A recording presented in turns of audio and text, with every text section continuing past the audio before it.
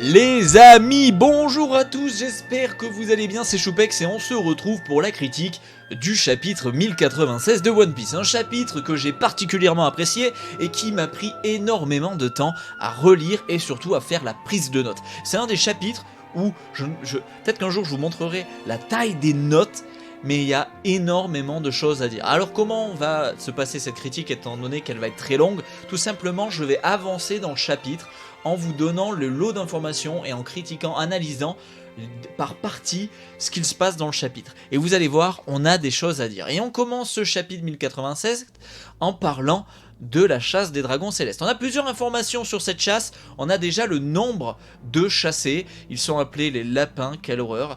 Il y a plus de 10 000 civils qui sont chassés et 150 d'entre eux sont des civils un peu plus rares, peut-être des rois ou des esclaves de valeur, d'une race plutôt rare, va savoir.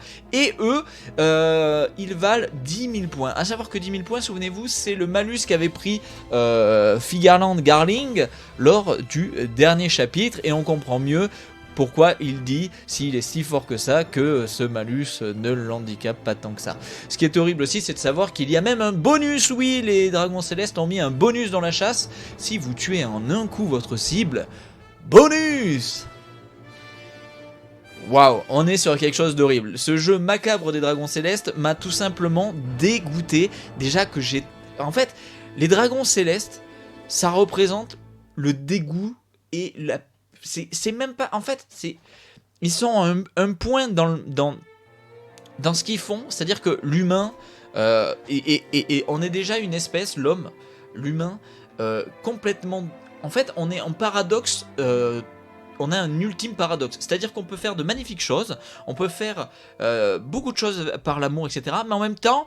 On est tous les mêmes, mais on se tape quand même dessus parce qu'on n'est pas d'accord sur les mêmes sujets, parce qu'on ne croit pas les mêmes choses. Et au lieu d'être pour tu vois, une espèce intelligente, au lieu de se mettre d'accord, de débattre, de raisonner, d'être dans quelque chose de spirituel et de tu sais, de comment dire, d'intellectuel et d'être dans de l'échange, dans de la compréhension. Non, on se tape déjà dessus et on fait déjà des horreurs. Je parle des humains dans le monde de One Piece comme dans notre monde. Et en fait, ces dragons célestes qui sont des humains aussi finalement, hein, juste ils ont une bulle sur la tronche, sont pires que ça. C'est une immondice, ces mecs-là, c'est-à-dire que c'est atroce. Alors, moi, ce qui me met sur le cul, c'est surtout de pas savoir combien de chasses ils font, tous les combien en fait, parce que s'ils font ça tous les ans, c'est horrible. Et puis je dis tous les ans, mais c'est peut-être tous les 6 mois, va savoir. Alors la question se pose, est-ce que depuis l'incident de God Valley, ils ont arrêté cette chasse macabre, ou est-ce qu'ils continuent, et du coup, est-ce que dans la temporalité de Luffy, ils le font encore? On ne sait pas, mais en tout cas, c'est quand même sacrément... ça te prend au trip, quoi. Quand tu vois ce qui se passe, ça te met pas bien, quoi. Alors, on découvre aussi le nom d'une nouvelle famille de dragons célestes, qui est tout simplement Man Meyer. C'est quelqu'un qui va tout simplement un peu avoir dans ce chapitre des échanges avec Garling en lui disant qu'il va pas lui faciliter la tâche et le fait de gagner l'événement. Le chapitre nous montre assez quand même, nous met assez en avant Garling sur le fait que c'est quand même un sacré favori pour... comment dire, pour cette chasse. Et ce qui peut nous faire poser la question, c'est qu'on sait que les récompenses sont sûrement des fruits du démon. Est-ce que Garling a un fruit du démon, et si oui, lequel? Quand on voit les fruits du démon qu'il y a quand même en récompense, quand on sait qu'il y a le fruit de Kaido, le dragon azur, et le fruit de Kuma, les Nikyu Nikyu, autant dire que si les 4 autres fruits sont aussi puissants, c'est quand même balèze, quoi. Donc possiblement on peut imaginer que Garling a, par l'incident, etc., obtenu un fruit, mais c'est vraiment là pur imaginaire, peut-être que pas du tout. On va aussi tout simplement se rendre compte d'une chose horrible, c'est que tout simplement, en plus des participants sur God Valley, la chasse est diffusée à Marijois par escargophone. Oui, il faudrait pas que ceux restés à la maison ne loupent une miette de ce qu'il se passe sur God Valley. C'est des fous furieux. Voilà, on va clore le sujet de la chasse en concluant, en disant tout simplement que les dragons célestes sont vraiment des grosses merdes.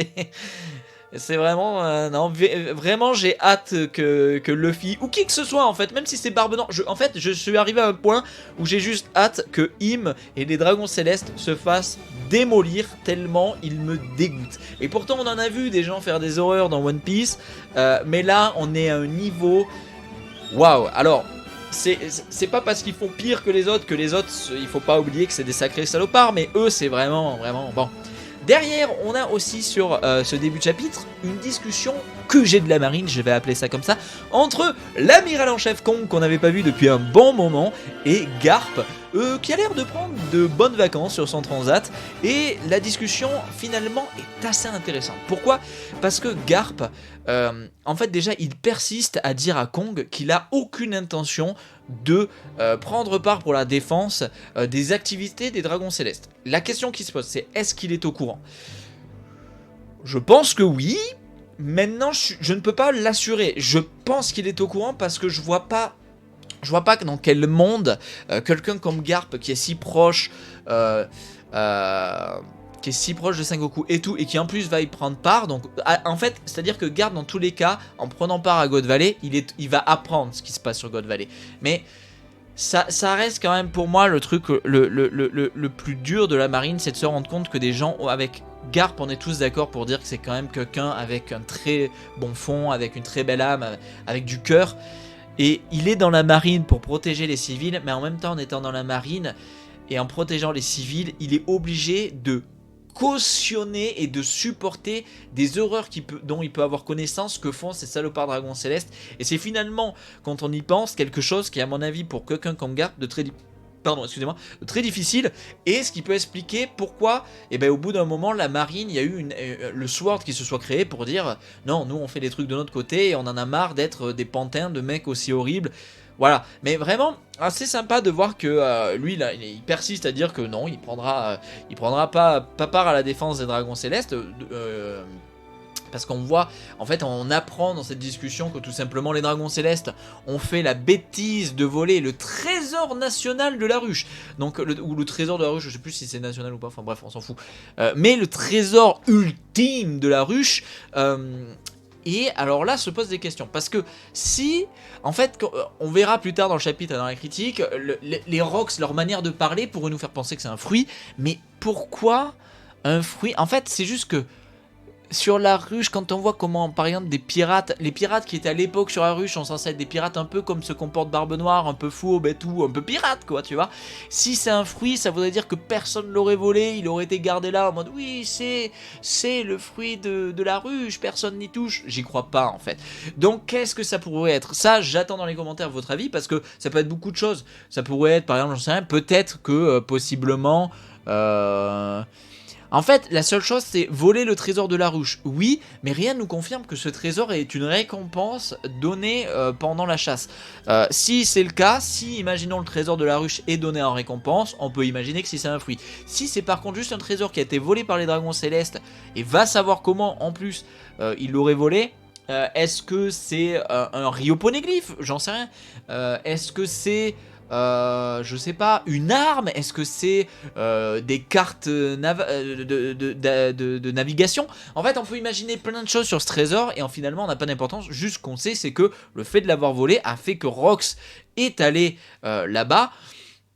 Alors, ce qui émet quand même un lien direct avec, on en parlera tout à l'heure, merde. Ça veut pas revenir. Ginny, voilà, pardon, j'avais oublié son prénom. On sait que Ginny a fait fuiter les informations, tout ça, il y a 2 semaines, machin, expert du vol, etc. Nanani, nanana. Mais en fait, est-ce que ça veut dire... Comment il faut analyser ça en fait? Comment il faut analyser ce que Garp dit? C'est-à-dire, est-ce qu'il faut se dire les Rocks ont appris que les voleurs de leur trésor il y a 2 semaines par Ginny, c'est donc les Dragons Célestes qui le feront gagner sur la ruche? Est-ce qu'il faut comprendre que les Rocks ne viennent pas forcément... viennent pour le trésor et au final n'étaient c'est-à-dire que leur discussion en mode le fait de vouloir les fruits c'est juste un bonus. En fait, ça ouvre la porte à beaucoup de choses, à beaucoup de scénarios dont on n'aura pas vraiment d'informations parce que le chapitre ne nous en parle pas. Et c'est pour ça que je vous dis que c'est un chapitre très intéressant parce que beaucoup de choses permettent de s'imaginer, ah, est-ce que c'est pour ça, est-ce que c'est pour ci, est-ce que... vous voyez ce que je veux dire? Derrière, tout simplement, et ben il le dit, il dit c'est une connerie de toucher à la ruche, c'est une connerie. Garp qui dit ça, c'est triste parce que ça fait un parallèle à lui qui allait sauver Gobi sur la ruche. Ça veut dire que depuis le début il sait qu'aller à la ruche est très dangereux et on l'a vu malheureusement pour lui. Mais il le dit à Kong, il dit c'est une connerie d'aller à la ruche, de voler le trésor de l'île, et que c'est totalement normal que les pirates cherchent à le récupérer, qu'il comprend pas pourquoi Kong fait le choquer à avoir des informations comme quoi les pirates de la ruche viennent chercher le trésor sur God Valley où le trésor est, etc. D'ailleurs on a eu un petit jeu de mots en mode ruche, se faire piquer, voilà, bon bref, petit jeu de mots en français qui a été fait par les traducteurs. Mais ouais, alors ce qui est intéressant aussi, c'est que ce trésor, du coup, on apprend que dans cette discussion du trésor, et au moment où Kong va apprendre à Garp que Roger s'en mêle, comment il faut prendre cela? Est-ce que du coup cela veut dire que Roger est lui aussi intéressé par le trésor de la ruche?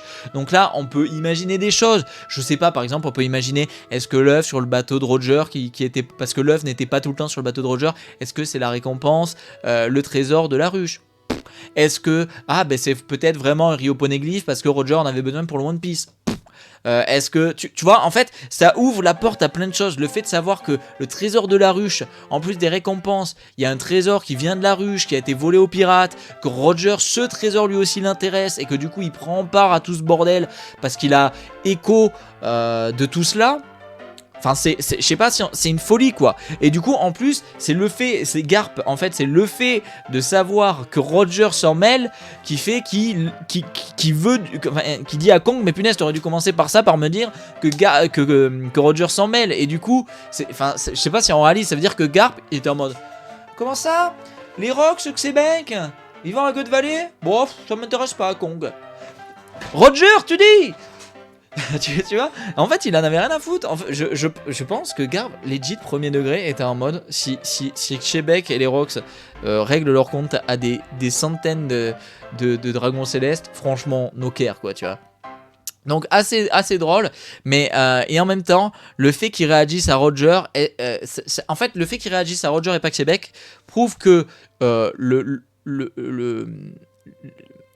le côté, un pirate récupérera le trésor de la ruche ou récupérera des trésors, il s'en fout quoi. Donc c'est vraiment que est-ce que c'est, il ne veut pas que par contre il ne veut pas que Roger lui ait le trésor. Est-ce qu'il ne veut pas que Roger est-ce qu'il veut juste se battre avec Roger parce qu'il aime se battre avec Roger? En fait c'est vrai que du coup le fait que Garp soit en mode je m'en fous que Québec récupère le trésor de la ruche, je m'en fous que Québec rentre en action sur God Valley, ça te fait poser des questions sur pourquoi par contre il ne s'en fout pas quand c'est Roger, tu vois. Est-ce que c'est pour se battre avec lui, parce qu'il apprécie ça, parce que il sait que si c'est un Rio Poneglyph c'est le dernier qui manque à Roger, du coup il va devenir roi des pirates. En fait tu peux imaginer plein de choses. Derrière on passe, hop là on change de sujet, le discours d'Ivankov qui va tout simplement, elle va faire prendre conscience et ouvrir les yeux aux lapins comme ils sont appelés dans ce chapitre, en fait sur le fait que les dragons célestes c'est tout simplement des menteurs et qu'ils tiennent pas leurs promesses, et que sur toutes les chasses qu'il y a eu avant, les informations que les esclaves savent, c'est qu'il n'y a jamais eu de survivants, et que c'est juste que c'est tellement des horreurs ces mecs, c'est tellement des monstres les dragons célestes, autant donner de l'espoir aux esclaves et aux civils qui les fuient, parce que comme ça ils fuient. Parce que si tu leur enlèves tout espoir, ils vont pas lutter, ils vont pas chercher à se battre, ils vont pas chercher à se démener, à survivre quoi. Voilà. Ouais, non, pas plus à dire que ça confirme à quel point c'est des malades mentaux, en fait, les dragons célestes. C'est vraiment des saloperies quoi. On va apprendre aussi à ce moment-là, du coup, ça fait bien ce que je disais un peu plus tôt, c'est que Ginny, excusez-moi, est tout simplement celle qui a fait fuiter des informations il y a environ 2 semaines un peu dans le monde.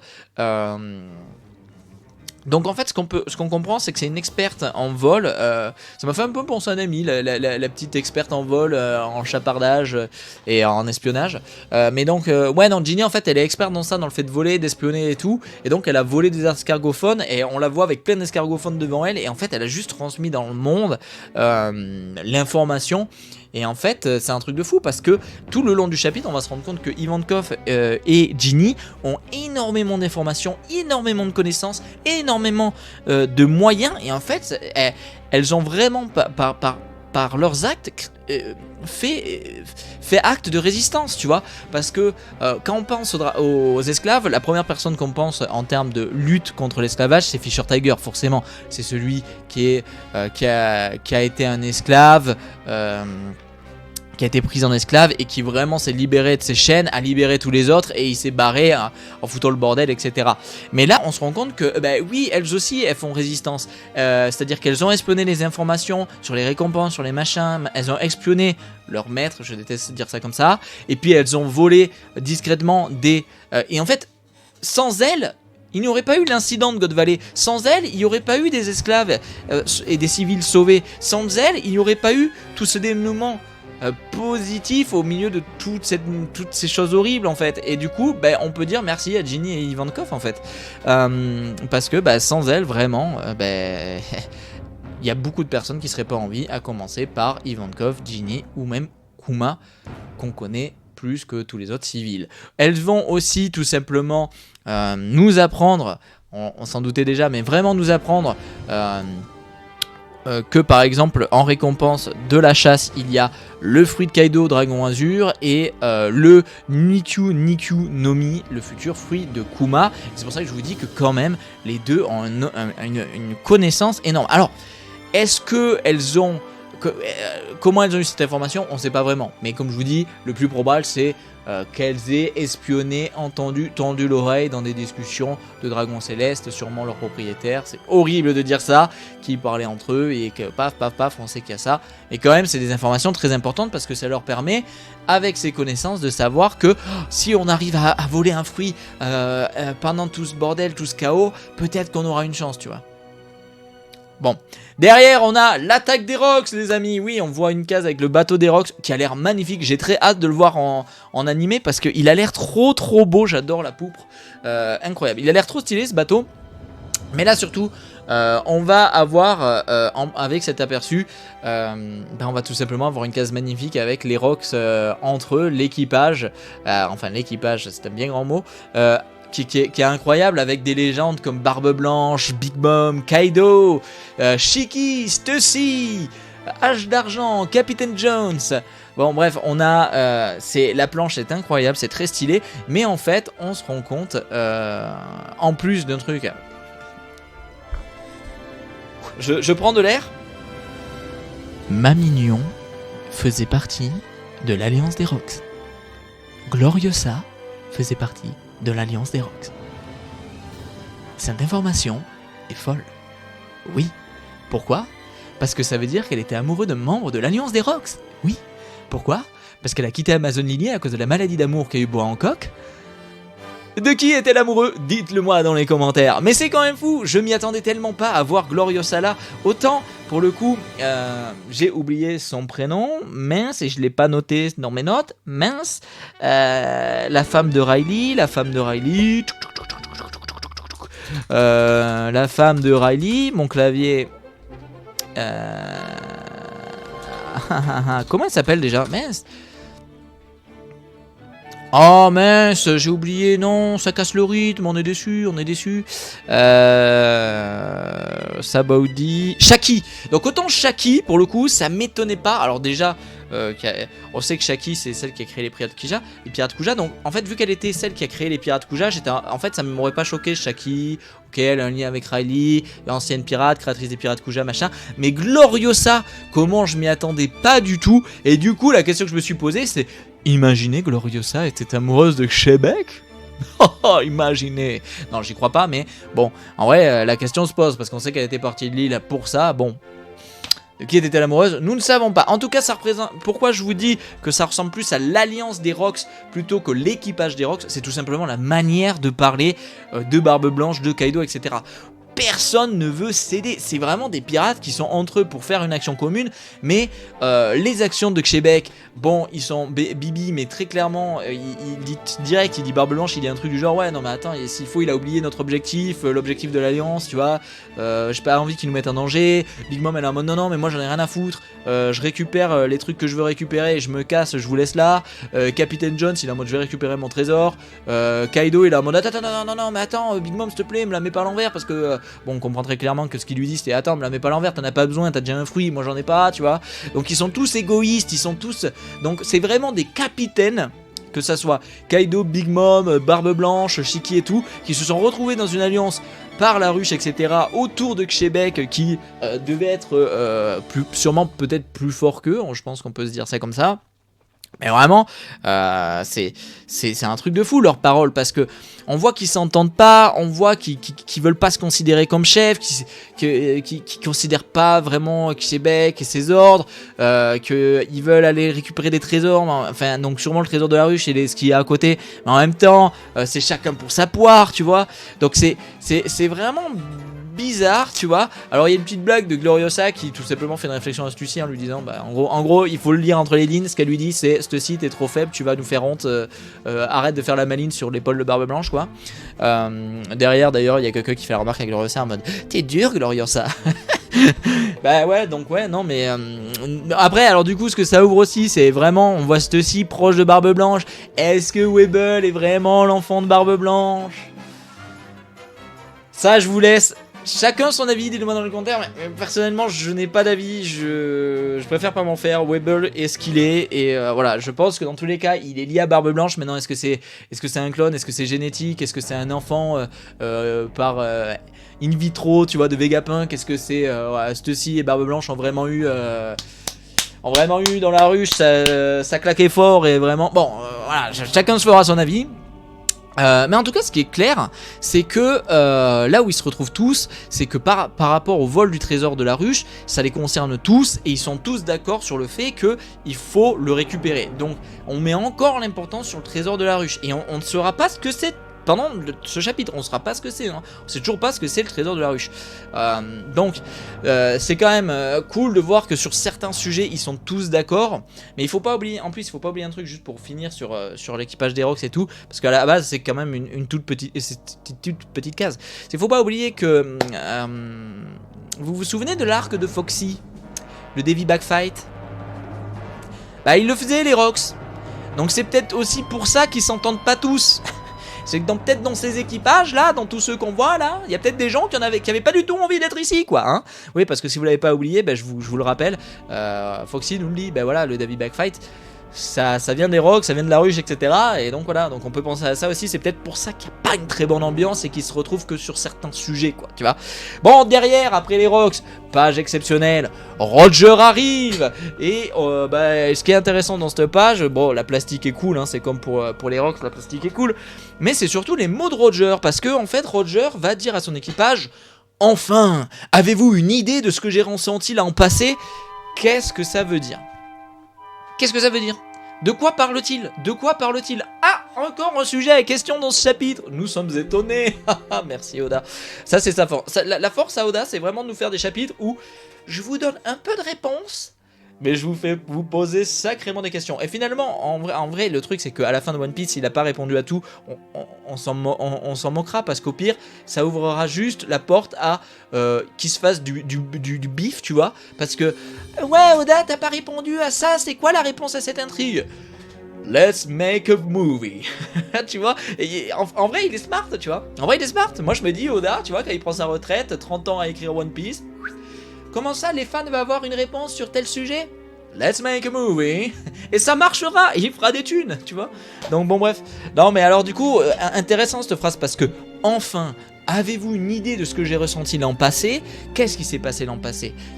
Pourquoi il dit ça? Ça veut dire que des membres de ton équipage n'étaient pas là quand t'as ressenti ça? Qu'est-ce qui s'est passé? Tu parles du fait d'être au courant qu'il y avait la chasse et de pas pouvoir intervenir? Tu parles du fait que peut-être le trésor de la ruche, avant d'être à la ruche, il était autre part et t'as pas été le premier à l'avoir et ça a été la ruche qui l'a eu en premier? Voilà, ça ouvre la porte à plein de sujets et c'est très intéressant parce que voilà, on sait pas de quoi il parle. Est-ce qu'il parle du fait qu'il est au courant de la chasse des dragons célestes et qu'il a pas pu intervenir? Est-ce que c'est par rapport au trésor de la ruche? Vraiment, non, vraiment très intéressant. Du coup, dans la même page, on va voir les chevaliers divins qui vont se mettre en place pour protéger les dragons célestes. Et ben franchement, il y a la femme qui est derrière Garling et l'homme avec son crâne là, ça doit être un masque, je sais pas ce que c'est, mais il a un crâne d'animal. Les chara design des chevaliers divins, Mon pote, j'ai hâte de les voir. Et juste dans l'animé, je pense que vraiment, ils sont trop classe en fait. Vraiment, les chevaliers divins, ils dégagent un flot de fou furieux en fait. Et maintenant, tu vois, quand tu vois, en fait, c'est con, mais un chara design, ça en impose un peu. C'est rare qu'un. Et justement, ça te choque quand un chara design est un peu dégueu et qu'il est surpuissant en mode what the fuck, tu vois. Et là. T'as de la batassitude partout, c'est-à-dire que tu regardes les Rocks, tu fais oh putain, en plus de Québec, il y a tous ces fous furieux. Tu regardes Roger et son équipage, tu fais oh putain, en plus il y a ces fous furieux. Tu regardes les Chevaliers Divins, tu dis putain, oh, il y a ces fous furieux. Et puis d'un coup, bam, allez, après les Chevaliers Divins, tu vois Garp qui arrive avec ses hommes et tout, à son tour en mode ouais, il est venu chercher Roger. Donc encore une fois, même Garp qui vient d'arriver, il est pas en mode je vais vous sauver les dragons célestes, il est en mode ah, je veux me taper avec Roger, tu vois. Ça me fait un peu penser à, vous vous souvenez la rencontre entre Barbe Blanche et Roger, là où c'était ce couillon d'Oden qui avait foncé sur Roger comme une bête féroce là, et en fait juste ils étaient contents de se retrouver pour se taper dessus parce qu'après ils buvaient le saké, tu vois, à côté de Cascade, et Roger qui disait tu veux que je te dise c'est quoi le One Piece, tu vois, non je veux pas savoir Roger, tu vois, enfin, tu vois c'était pas ils s'aimaient, c'est pas comme s'ils ne s'aimaient pas, tu vois, mais ils aimaient se taper dessus, et en fait t'as vraiment l'impression quand Garp il arrive, il est en mode ouais, les dragons célestes, tous ceux qui crèvent là, ouais, démerdez-vous les chevaliers divins, Roger, t'es où, viens qu'on se castane, tu vois. Du coup, je trouve ça trop drôle, ça me fait un peu penser à ce qui pourrait arriver si Kobe arrive amiral et vraiment avoir un top niveau, à Luffy, tu sais, qui est sur les mers, qui commence à faire des conneries sur une île, et t'as Kobe qui est en mode, comment ça, Luffy, il est à côté, Luffy, t'es où, viens, on se casse la gueule, parce que ça va être drôle, parce qu'ils s'aiment bien, tu vois, et qu'ils se respectent surtout. Derrière, on passe sur Iva et Kuma qui dans tout ce chaos, Ivankov et Kuma qui dans tout ce chaos réussissent à récupérer 2 des fruits du démon, le Nikon Economy, le fruit de Kuma et le fruit du dragon azur. Et là, Big Mom avec une entrée fracassante attrape Kuma et attrape Ivankov, pardon. Et là, comment dire que caca culotte. Alors, déjà du coup par rapport aux paroles de Big Mom avec les autres Rocks, tu comprends que son focus c'était le fruit du dragon azur, ce qui explique qu'elle a mis énormément d'importance sur le fruit du dragon azur, en fait même sur tous les fruits parce que même celui de Kuma elle veut le récupérer, mais tu vois qu'elle a réellement mis de l'importance sur les fruits, donc sur les récompenses de la chasse, et le fait de savoir que Kaido avait une dette envers Big Mom, on le savait que c'était le fruit, mais du coup pourquoi elle lui a donné le fruit? Pourquoi elle ne l'a pas donné par exemple à, je sais pas, garder pour le donner à un membre de sa famille, tu vois? Pourquoi elle ne l'a pas, est-ce qu'elle l'a donné pour le sauver, parce que Kaido se serait mis en danger, parce que on voit dans la discussion avec les Rocks qu'il n'a pas réussi à faire quelque chose avec Roger, ou que Roger c'est qu'il n'a pas réussi à battre, ou je sais pas, tu vois, il fait de réflexion à propos de Roger, comme quoi c'est un des rares à... Et d'ailleurs c'est Big Mom, c'est la même Big Mom qui lui dit de se calmer parce que bah, c'est tout simplement un rookie quoi, tu vois, et que bon, on parle de Roger quoi, Kaido, calme-toi, oui, imaginons qu'il a pas réussi à le battre une fois qu'ils se sont croisés, bon, Kaido calme-toi, ça reste Roger, tu vois, même si on est surpuissant, tu vois. Enfin bref, du coup, caca culotte quoi, caca culotte parce que Ivankov se fait attraper, et là tu te dis bon bah si vraiment Big Mom elle veut foudroyer Ivankov, elle le fait quoi. Bon par chance elle va pas le faire, parce qu'à mon avis ce qui va arriver après ça crée un sacré bordel aussi même pour Big Mom. Mais ce qui est quand même drôle, c'est de se dire que Ivankov aurait pu avoir le fruit, le fruit de Kaido quoi. Et je suis sûr, vous qui êtes derrière la critique, qui écoutez ma critique en regardant la vidéo ou en podcast avec ma voix dans les oreilles, vous avez tous vu des images passées d'Ivankov avec le prix de Kaido. C'est assez ridicule, il faut le dire. Bon, et en fait, néanmoins, on est sacrément content qu'elle ait eu le travesti fruit. Pourquoi ? Bah parce que sans ce fruit-là, elle aurait pas pu sauver Luffy à Impel Down. Donc, on est content. Derrière, du coup, Kuma, Ivankov va lui dire mange. Moi, j'ai pas pu manger le mien, donc toi, mange le tien. Il obtient donc le Nikunukyunumi. Tout simplement, et bien là, on a la première rencontre entre Saturne et Kuma. Donc là, il faut bien s'imaginer qu'on a la petite Ivankov avec Big Mom Prime, Big Mom Prime, le fruit du dragon azur, et qui est en mode je vais tous vous péter la gueule. Et en face d'elle, il y a Saturne. je sais pas si on réalise je sais pas, en fait, j'essaie de vous faire réaliser les gens qui se sont croisés sur cette putain d'île. C'est-à-dire qu'il y a eu, il y a quand même eu un moment dans God Valley, Big Mom, à quelques mètres de Saturne, comme ça avec son bâton, et tout est normal. Et en fait, c'est juste, c'est pour ça que vraiment, mais qu'est-ce que c'est God Valley, quoi? Parce que les gens qui ont pris part à cette dinguerie, c'est une folie, quoi. C'est une folie. Et là, on va avoir une discussion horrible entre Saturne et Kuma, parce que Kuma va avoir un discours hyper émouvant en disant, ben, ça n'a aucun sens à la naissance qu'un bébé est plus important que l'autre, etc. Alors, néanmoins, ça n'empêche que c'est réel, ces discours nous touchent et sont réels de nos jours, mais en réalité, c'est pas le cas historiquement. C'est-à-dire qu'il faut bien comprendre que quand quand notre espèce, l'humain, était régi par des royautés, etc., le bébé du roi et de la reine, c'est très important et c'était très respecté le fait qu'il y ait une succession. Donc, en fait, ce discours de une vie à la naissance est plus ou moins importante, ça dépend quand dans notre histoire, parce que réellement, eh ben oui, alors bien évidemment, ça a la même valeur, le bébé, c'est la même beauté, c'est la vie, tu vois, mais il, dans un moment de notre histoire, dans un moment de notre humanité, eh bien, c'était vrai que des bébés avaient plus d'importance, forcément, parce qu'ils n'avaient pas les mêmes parents. Et que eh bien, quand tu nais prince, eh bien, tu as un avenir tracé à devenir roi. Et quand tu nais fermier, eh ben, oui, ta vie a moins de valeur parce que tu n'étais pas quelqu'un qui régissait le monde. Et en fait, ça fait un peu écho à ce que dit malheureusement Saturne. C'est juste que, bah ouais, c'est resté des salopards, quoi. Tu vois. Et il y a encore d'ailleurs des royautés dans One Piece. Et du coup, bah oui, Kuma, t'as raison, toute vie se vaut. Et en même temps, bah, t'as tort parce que le système fait que c'est pas vrai, tu vois. Du coup, bah ouais, c'est un petit peu émouvant. C'était très émouvant, je trouve, ce passage. Surtout que Saturne n'est pas du tout. Enfin, c'est vraiment franchement, il est trash avec Kuma, quoi. Il est vraiment en mode, quitte à être un esclave, vaut mieux crever, quoi, tu vois. Vraiment, Saturne, il a aucun tact, tu vois. En même temps, est-ce qu'il a envie d'avoir du tact? Bon, je pense qu'il en a rien à foutre, quoi, de Kuma, quoi. D'ailleurs, il en a rien à foutre. Et en plus, ce qui est touchant, c'est que Kuma fait un discours en disant que tout simplement, il veut sauver le plus de personnes, comme Nika. Et là, Saturne répondra, et bien c'est exactement parce que c'est précisément parce que toi et les tiens dites ça, faites ça, fonctionnez comme ça, que vous devez disparaître.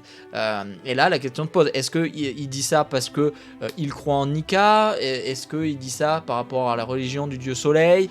Est-ce qu'il dit ça, tu vois, est-ce qu'il dit ça parce que vraiment ils veulent effacer le dieu soleil et Nika, tu vois? Enfin, c'est vraiment un petit passage, mais qui est très intéressant et qui, encore une fois, nous fait poser plein de questions. Et c'est pour ça que je vous ai dit que c'est un chapitre où la critique prend énormément de temps, parce qu'il y a énormément de choses à dire.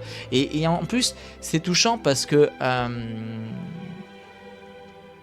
c'est touchant parce que, si vous voulez, enfin, c'est vraiment Nika, c'est vraiment l'espoir des esclaves, quoi. Et on s'en rend compte encore plus dans ce chapitre, quand on comprend pourquoi Ouzou nous en a parlé, quoi. Tu vois, vraiment Nika, c'est le dieu qui donne espoir aux esclaves, quoi. Vraiment, quoi. C'est fou, quoi.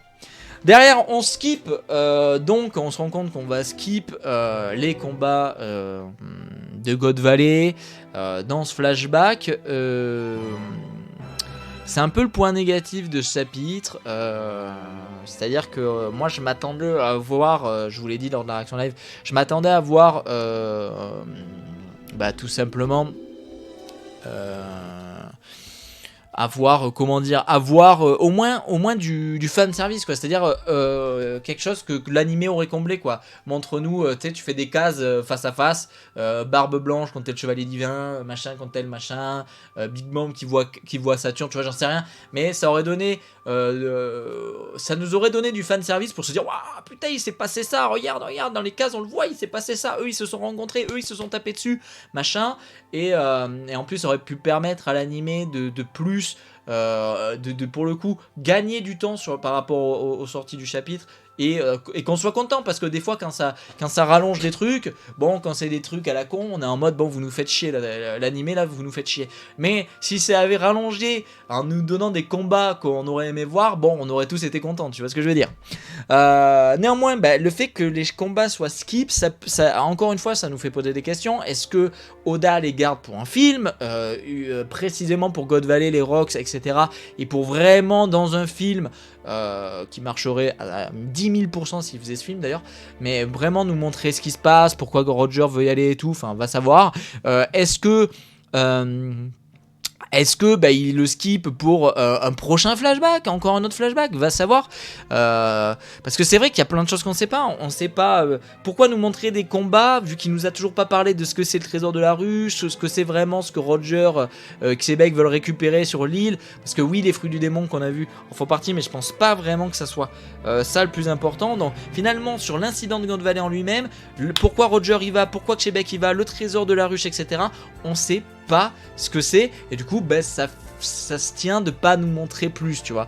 Mais voilà, c'est vrai que il nous a rien montré. Et juste pour faire vite fait un aparté, l'excuse de c'est le flashback de Kuma, c'est pour ça qu'on n'arrête pas les combats, elle ne marche pas les gars en fait, parce que c'est pas que le flashback de Kuma, c'est pas vrai. Et pourquoi c'est pas que le flashback de Kuma? C'est simple à comprendre, c'est que tout simplement dans ce flashback on a du flashback sur Kong et Garp, comment Kuma serait au courant de ça. On a du flashback sur l'arrivée des Rocks, comment Kuma qui est au milieu de l'île serait au courant de ça. On a du flashback sur l'arrivée de Roger, sur on voit les paroles des chevaliers divins, enfin on voit beaucoup trop de choses qui n'ont pas pu être vécues par Kuma, et du coup ça veut dire que ce n'est pas un flashback dans les yeux de Kuma, c'est un flashback général. Donc c'est pas une excuse de dire oui, c'est pas une excuse valable de dire oui c'est le flashback de Kuma, non, c'est le flashback de God Valley. Seulement on ne voit que ce qu'Oda pour l'instant veut nous montrer, et je pense, étant donné le maître d'écriture et comment il maîtrise son sujet, qu'Oda ne nous l'a pas montré pour nous le montrer plus tard, que ce soit dans dans un film, dans le manga, on verra bien. Mais vraiment pour le coup, voilà, c'était important pour moi de le dire sur ça. On arrive du coup, une fois ça terminé, sur la fin du chapitre et sur Kuma et Ginny. C'est à ce moment-là qu'on va comprendre pourquoi le titre du chapitre est Kumachi. C'est tout simplement qu'on va se rendre compte que c'est le surnom que donne Ginny à Kuma. Mais surtout, on découvre que Kuma, Ginny, Ivankov se sont sauvés au royaume de Sorbet. Rappelez-vous, le royaume de Sorbet, c'est le royaume de naissance de Kuma. C'est là où il était né avant de se faire attraper et d'être devenu esclave. Il va y avoir une nouvelle réflexion d'Ivankov, tout simplement sur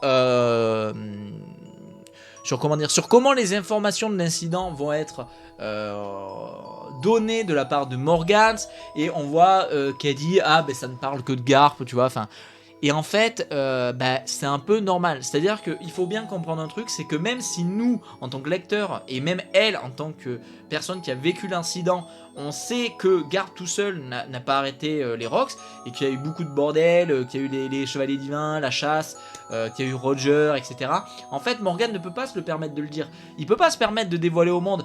Oui, le monde entier, oui, les dragons célestes, ils font des chasses à l'homme, ils mettent 15 000 civils qui ont rien demandé, des esclaves, et puis les chassent pour s'amuser. Et puis, ah oui, je vous ai pas dit, en fait, c'est pas la marine qui nous défend, qui a réussi à arrêter les pirates, non, c'est Roger et Garp. Et puis, vous savez pas ça? Non, en fait, il peut pas se permettre de dire ça, parce que s'il dit ça, il meurt, en fait.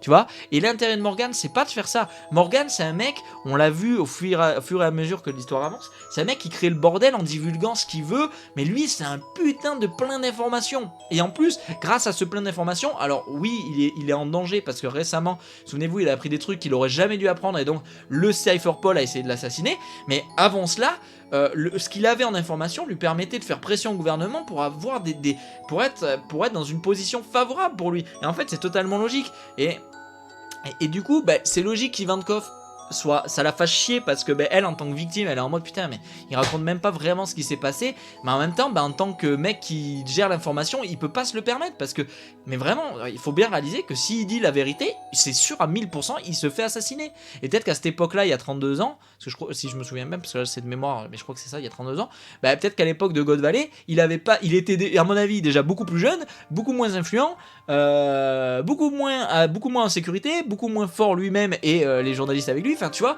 il pouvait pas se permettre, tu vois. Mais ça reste quand même assez cool de la voir faire cette réflexion. On voit un même à côté, Kuma prier, tout mignon. Et en fait, eh ben, du coup, le voir prier fait qu'on peut penser à ce que disait Saturne et la raison pour laquelle on a exterminé les tiens, ton peuple, etc., des Bougonniers, machin. Est-ce que c'est vraiment le fait, vu qu'on le voit faire une prière, parce que vraiment il y a une religion du dieu Nika, ce qui serait possible, parce que rappelez-vous, flashback de Norland, je vous en ai déjà parlé, mais dieu de la terre, dieu de la pluie, dieu de la terre, dieu de la pluie, dieu de la forêt, dieu de la forêt, dieu de la pluie, dieu du soleil, enfin il y a 4 dieux, tu vois, dans cette culture, donc possiblement la culture, ça veut dire que le dieu du soleil dans le flashback de Norland serait sûrement, si c'est le même, c'est Nika, donc si une culture a eu 4 dieux dont Nika, ben, c'est pas choquant de savoir qu'une culture comme les Boucaniers ont eu un dieu, le dieu soleil Nika, et en fait ça nous fait nous poser des questions sur le fait que, sûrement que la religion autour du Nika originel, du dieu Nika et du dieu soleil, c'est tout simplement une religion qui date du siècle oublié, et que vu que le siècle oublié, le gouvernement mondial, IM et les doyens veulent le faire oublier, le supprimer du monde, le raser de l'existence, et c'est normal qu'ils soient en mode tu fais partie du passé, tu fais partie de ce qui doit pas exister, je te supprime, quoi, tu vois. Donc c'est assez touchant de le voir prier comme ça, je sais pas. Kuma il dégage, c'est tellement triste qu'il est devenu, parce que Kuma, quand tu le vois petit, il dégage, je sais pas, il dégage de l'amour, t'as envie de l'aimer, tu vois, je sais pas comment vous dire.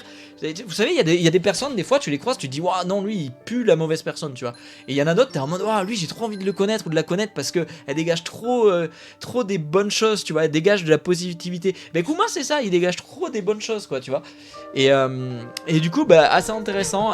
Du coup, j'ai encore plus hâte, parce que vous le savez, je fais partie, et ça fait un moment que je vous le dis, que moi, je pense vraiment que le flashback de Norland a vraiment beaucoup d'importance quand on se rend compte du fait que la divinité Nika du dieu soleil existait, le fait qu'ils aient parlé des 4 dieux. Moi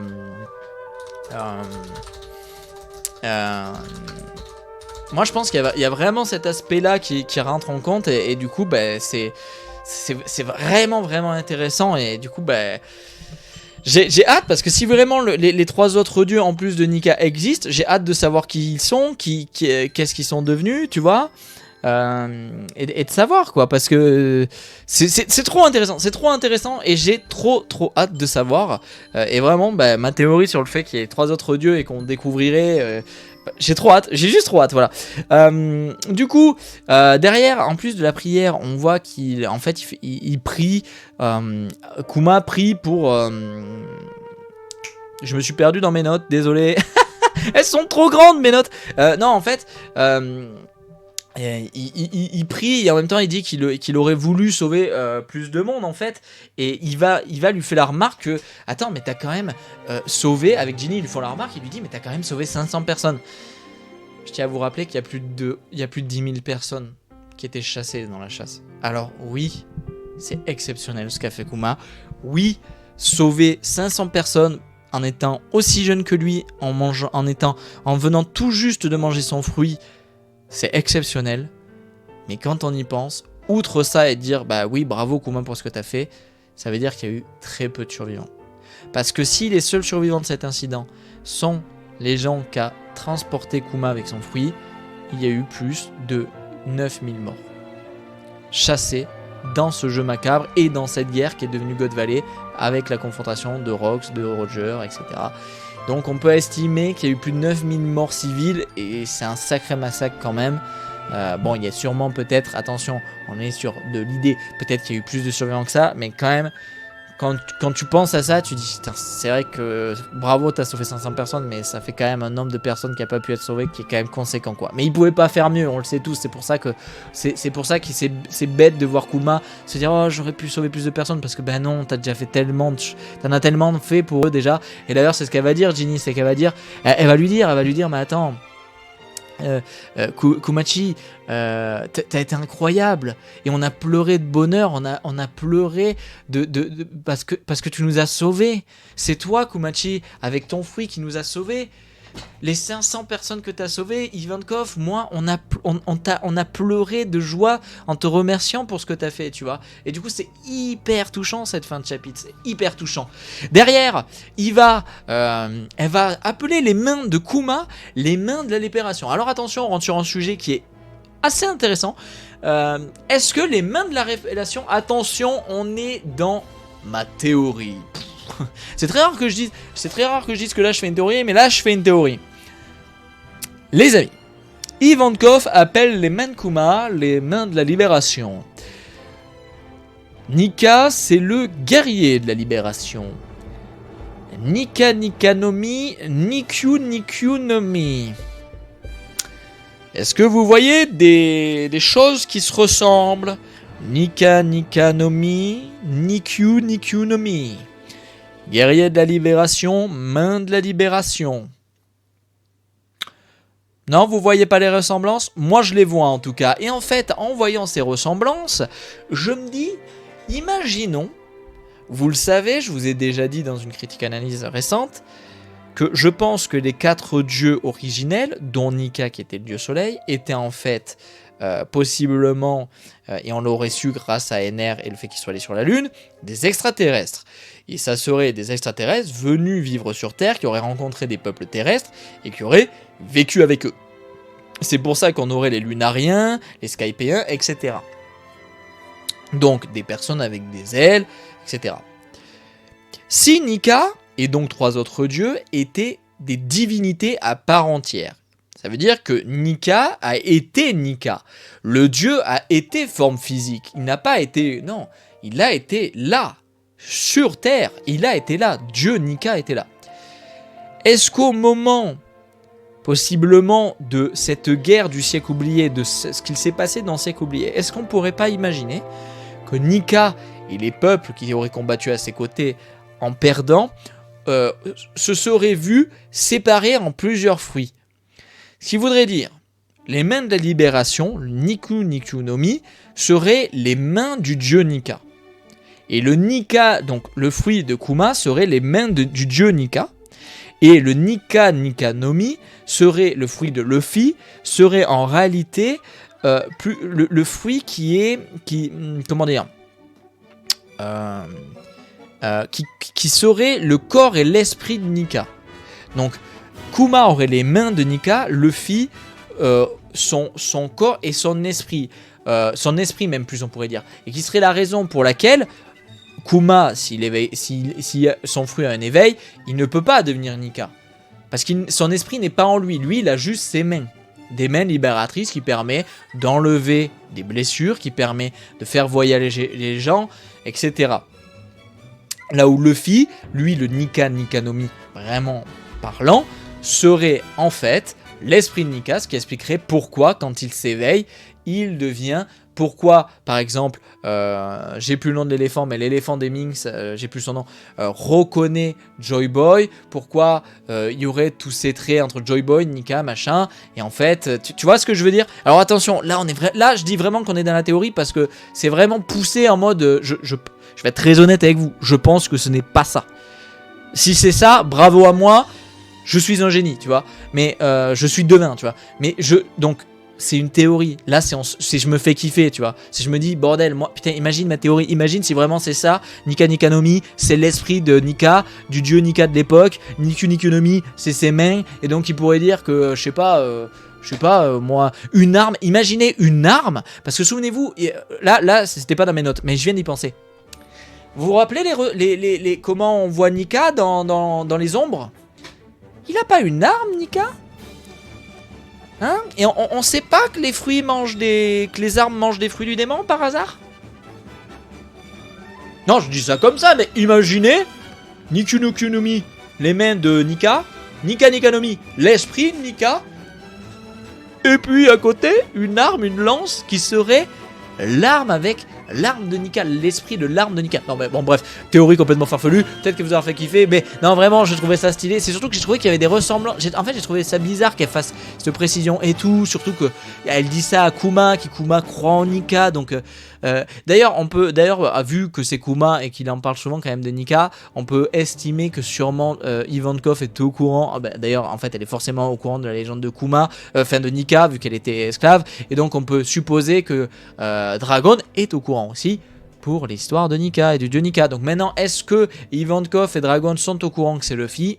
Va savoir. Mais, enfin bref, vraiment cool cette partie, mais je vous laisse dans les commentaires me dire votre avis sur cette théorie un peu farfelue, mais qui vraiment, quand j'y ai pensé, ça m'a fait rire et je me suis dit, si c'est ça, c'est quand même vraiment stylé, parce que ça voudrait dire que à la fin de la guerre, quand Nika a perdu et que il est mort, son esprit se serait transformé en fruit et il aurait été divisé en mode mes mains libératrices, hop ça va dans un fruit, mon esprit dans un autre, tu vois, enfin j'aurais trouvé ça trop cool. Derrière, pour finir cette critique, on va tout simplement parler du fait que Iva s'en va donc prendre la mer et profiter de sa liberté.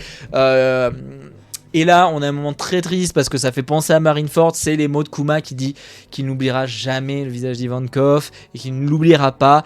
Et souvenez-vous, eh bien à Marineford, c'est tout le contraire qui s'est passé. Kuma avait déjà perdu ses souvenirs et il s'était battu avec Ivankov. Et on comprend vraiment mieux pourquoi Ivankov était autant touché et affecté en le combattant et en lui disant, rappelez-vous, lui disait « Tu ne te souviens pas de moi, mon vieil ami ?»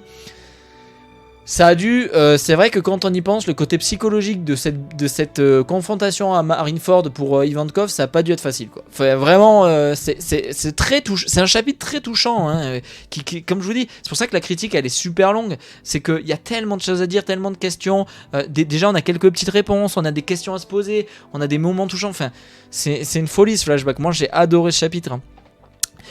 Derrière, on voit tout simplement que Ginny dit à Ivankov qu'elle va rester avec Kuma. Et là, on va donc voir une part de leur quotidien. On va les voir aller couper du bois, ramasser du bois. On va la voir chanter sur le dos de Kuma. On va les voir se rapprocher. On va voir Ginny défendre Kuma qui se fait harceler. Donc on parle, Oda met un peu là, un peu une facette du harcèlement. C'est tout simplement, Kuma, je suis différent de vous, j'ai le même âge que vous, mais vu que je suis plus grand, vous me lancez des cailloux dessus, quoi. Super, super. Et d'ailleurs, derrière, Ginny leur pète la gueule parce que, tout simplement, c'est des idiots, hein. C'est des idiots, des petits gamins idiots qui harcèlent le mec. Bon, vous êtes stupides, quoi. Donc je vous casse la gueule quand même pour protéger mon petit Kumachi. Pour que Kuma, avec son fruit, les soigne.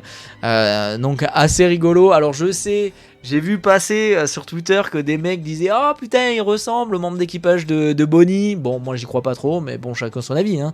Mais j'y crois pas trop. Et derrière, surtout, quand on voit comment les deux sont ensemble, quand on voit comment Ginny est avec Kumachi, comment tout le long du chapitre, on voit quand même qu'elle a été très émerveillée par la personnalité de Kuma, par la beauté d'âme de Kuma, son courage, sa gentillesse, sa douceur. On le voit tout le long du chapitre, je vous jure, ça se voit. Relisez si vous l'avez pas senti, mais faites attention. Mais vraiment, Ginny, souvent quand Kuma s'exprime par son courage et par sa gentillesse, elle est très touchée par ça. Et donc en fait, tout simplement, on comprend Ginny, Bonnie, ça se ressemble. C'est la mère de Bonnie, je pense qu'on est tous d'accord pour le dire, que c'est la mère de Bonnie, que c'est la compagne de Kuma.